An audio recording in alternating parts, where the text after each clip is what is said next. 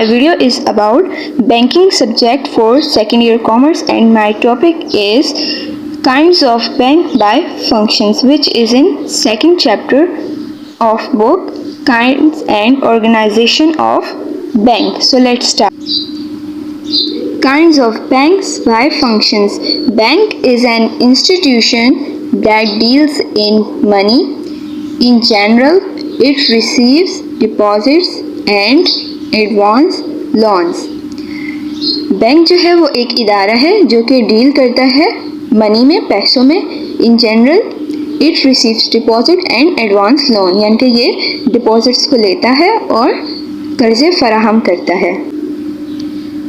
Bye function banks can be classified into the following categories. Number 1, commercial bank. Number 2, central bank. Number 3, industrial bank. Number 4, agricultural bank.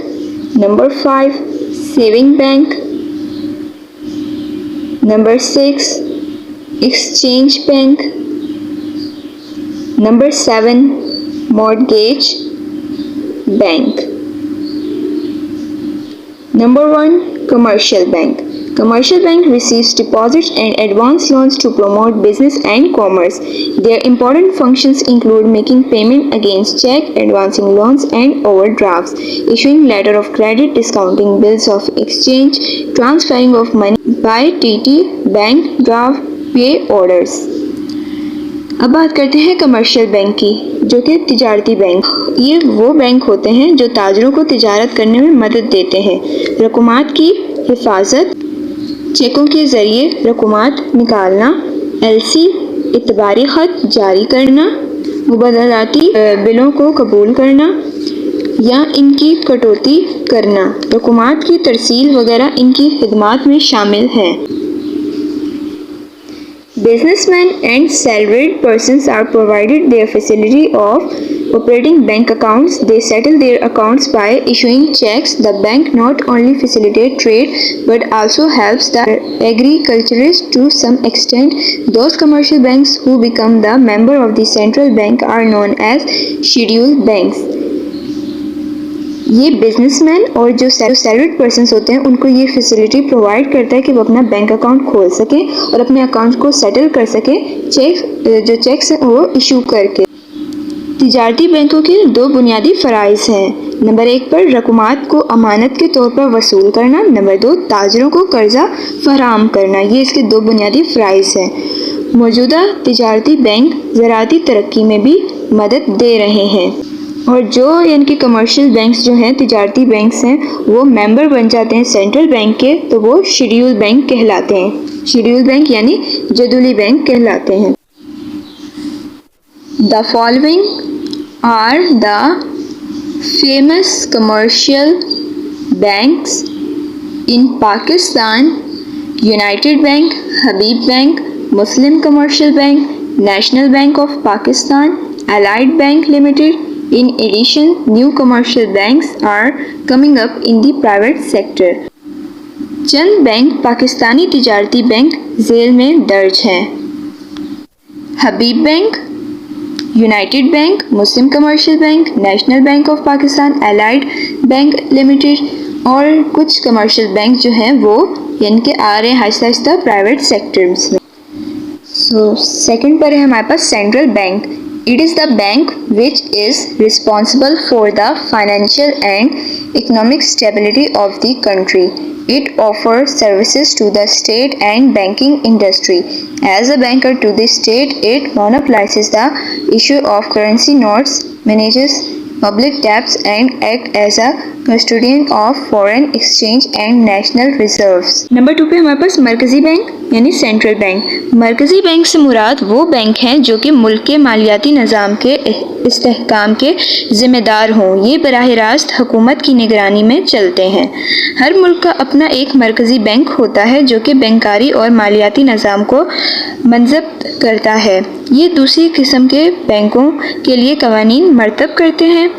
جو تجارتی bank اس bank کے ممبر ہوتے ہیں انہیں جدولی bank یعنی schedule bank کہتے ہیں۔ یہ بینک ملکی کرنسی کے اجزاء کے بھی ذمہ دار ہوتے ہیں اور یہ عمل ان کے بنیادی فرائض میں شامل ہوتا ہے۔ مرکزی بینک نجی سرمایہ، مخلوط سرمایہ یا سرکاری سرمایہ سے قائم ہو سکتا ہے، لیکن ہر صورت میں کنٹرول سرکاری ہی ہوتا ہے۔ امریکہ کے مرکزی بینک کا 100% سرمایہ عوام کا ہے، جبکہ پاکستانی مرکزی بینک کا 100% سرمایہ حکومت کا ہے، لیکن دونوں بینکوں کا کنٹرول حکومت کے ہاتھ میں ہے۔ نمبر 3 پر ہمارے پاس industrial bank. Industrial banks offer valuable services for the development of industries in a country. They offer long-term loans both in local and foreign currencies to the industrialists. They prepare feasibility reports on new projects and expansion plans. Number 3 پر ہمارے پاس ہے صنعتی bank. صنعتی bank ملک میں صنعتوں کے قیام میں مدد دینے کے لیے قائم ہوتے ہیں۔ ان کی ضرورت اس لیے پیش آتی ہے کیونکہ تجارتی بینک یہ فریضہ انجام دینے کے اہل نہیں ہوتے۔ صنعتی بینک کارخانوں کے قیام، ان کی توسیع اور اثاثوں کی تبدیلی کے لیے طویل المیعاد قرضوں کی فراہمی کو ممکن بناتے ہیں۔ ان قرضوں کے ذریعے بلڈنگ، مشینری، اکوپمنٹ، فرنیچر و فکسچر اور گودام وغیرہ کی خریداری آسانی سے ہو جاتی ہے۔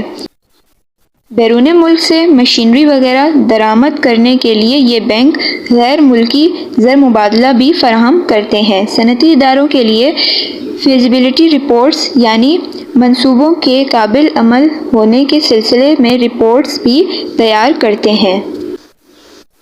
They provide valuable consultations on the establishment of factories, their modernization and improvement. They are a part of development financial institutions.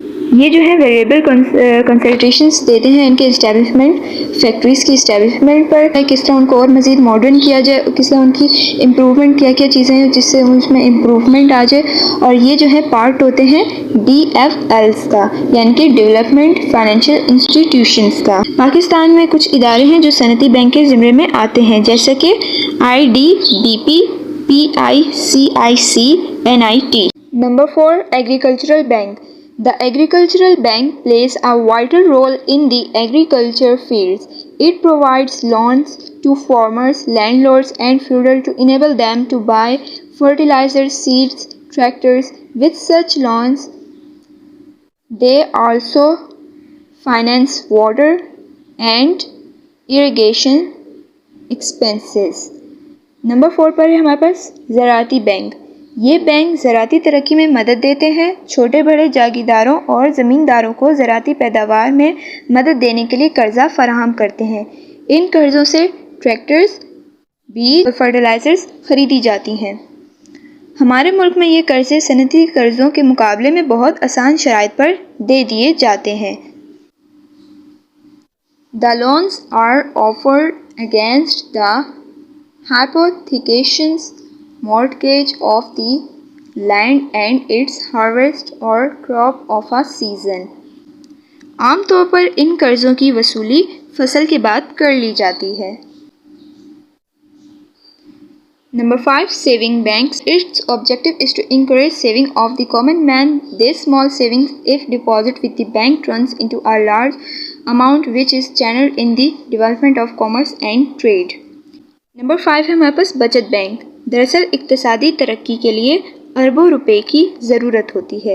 اقتصادی ترقی سے مراد صنعتی، تجارتی، زرعی اور سائنسی ترقی ہے۔ حکومت اتنا بڑا سرمایہ تنہا فراہم نہیں کر سکتی۔ بینک اس سلسلے میں حکومت کی مدد کرتے ہیں۔ وہ چھوٹی چھوٹی بچتوں کو عوام سے وصول کرتے ہیں۔ یہ چھوٹی بچتیں سرمایہ کو تشکیل دیتی ہیں جو پھر معاشی ترقی میں اپنا کردار انجام دیتی ہیں۔ The more the savings are mobilized, the greater the prospects are for national investment. Saving banks offer interest or profit to their account holders. Now saving banking is attached with commercial bank. ٹھیک ہے، بچت bank وہ bank ہیں یعنی کہ جو عوام کی معمولی اور چھوٹی بچتوں کو جمع کر کے کروڑوں اور اربوں روپے جمع کرتے ہیں اور پھر ان رقومات کو قرضہ دینے میں استعمال کرتے ہیں۔ پاکستان میں بچت بینک اپنا علیحدہ وجود نہیں رکھتے، بلکہ صنعتی و زرعی بینک عموماً اور تجارتی بینک خصوصاً بچت بینک کا کردار بھرپور طریقے سے انجام دے رہے ہیں۔ 6. Exchange Bank. It deals in foreign exchange and is involved in foreign trade. It provides foreign exchange to importers. It buys and sells foreign exchange at open market rates, which are generally different from the rates determined by the central bank. Now foreign exchange dealings are made by commercial banks and money changers. Number 6 پر ہے ہمارے پاس مبادلاتی bank. تجارتی bank کا مقصد ملکی تجارت کو ترقی دینا ہے، جبکہ مبادلاتی بینک کا مقصد غیر ملکی تجارت کو فروغ دینا ہے۔